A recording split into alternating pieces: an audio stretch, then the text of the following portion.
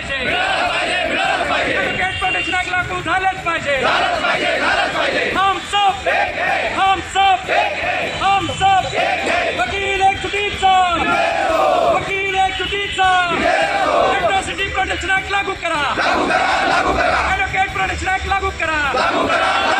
कोण म्हणतो देणार नाही, कोण म्हणतो देणार नाही। महाराष्ट्र शासन जाग जाओ, महाराष्ट्र शासन जाग जाओ।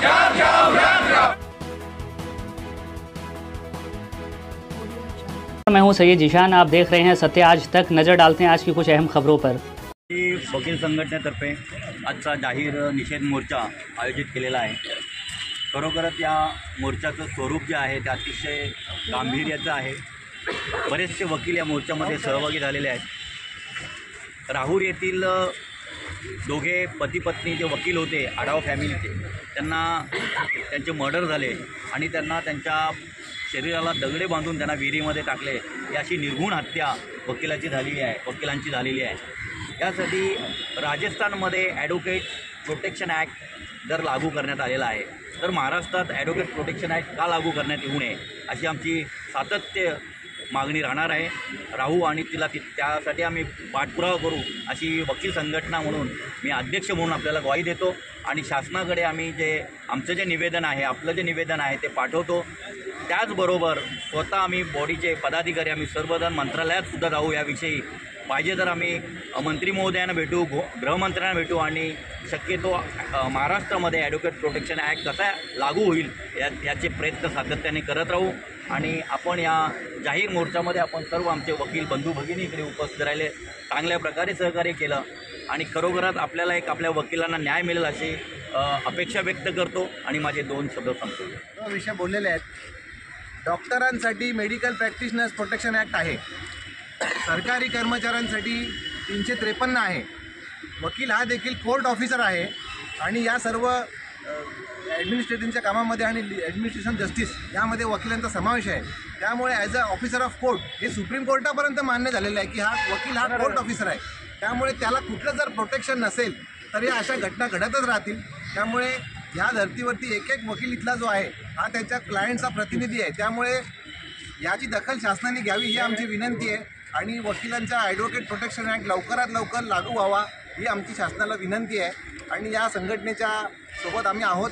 दुसरी गोष्ट अशी आहे की आपण या तिथल्या राहुलच्या वकिलांसाठी आज जमलेलो आहोत।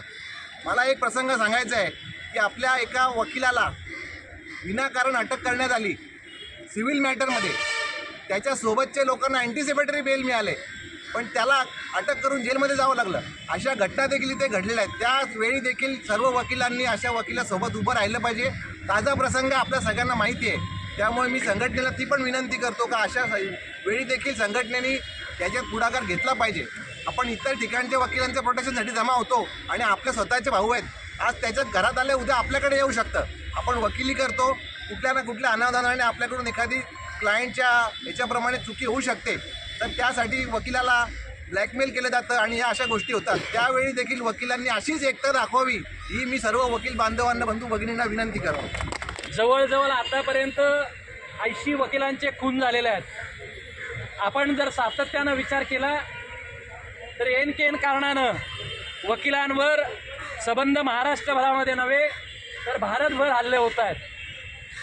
आपण बघितलं असेल की राजस्थानमध्ये एका वकिलावर हल्ला झाल्यानंतर तिथल्या वकिलांनी आंदोलन केलं आणि त्या ठिकाणी ॲडव्होकेट प्रोटेक्शन ॲक्ट राजस्थानमध्ये लागू करण्यात आलेला आहे।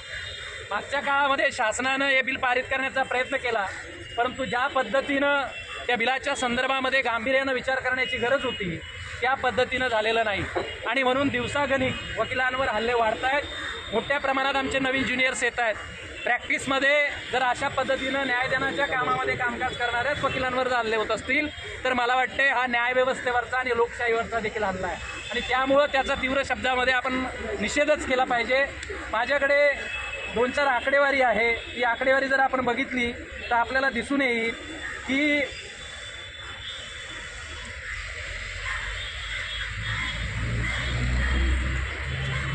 जिल्हा कोर्टामध्ये ॲडव्होकेट अमित मिश्रा यांच्यावर देखील अलीकडे धारदार शस्त्रानं हल्ला करण्यात आलेला आहे। चाळीसगाव कोर्टामध्ये ॲडव्होकेट ST खैरनार यांच्यावर बार रूममध्ये पेट्रोल टाकून त्यांना जाळण्याचा प्रयत्न झाला.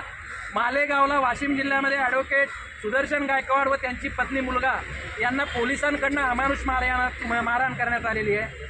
शहादामध्ये जर ॲडव्होकेट बागुल बघितले तर यांना देखील मारहाण झालेली आहे. अलका मोरे नाशिकमध्ये यांना पेट्रोल घालून मारून टाकण्याचा प्रयत्न करण्यात आला. ॲडव्होकेट पूजा कांबळे ज्या कल्याणच्या आहेत यांना देखील पोलीस अधिकाऱ्यांकडून अत्यंत वाईट अशी वागणूक देण्यात आलेली आहे. आणि अलीकडे आपण बघितलं असेल तर एका वकिलाचा मृतदेह पुण्याहून नांदेडमध्ये अत्यंत त्याचा मृतदेह सापडला. म्हणजे या सगळ्या जर घटना बघितल्या तर वकिलांमध्ये एक भीतीचं वातावरण निर्माण करण्याची एक प्रक्रिया सुरू झालेली आहे. अशा वेळी भिवंडीमध्ये जर आपण जरी विचार केला तर आमचा मित्र दरेकरला त्याला मारण्यात आलं. तुझ्यात आले पोलीस स्टेशनला गेल्यानंतर पोलिसांनी तिला हाकलून दिलं. अशा अनेक घटना वारंवार घडत आहेत.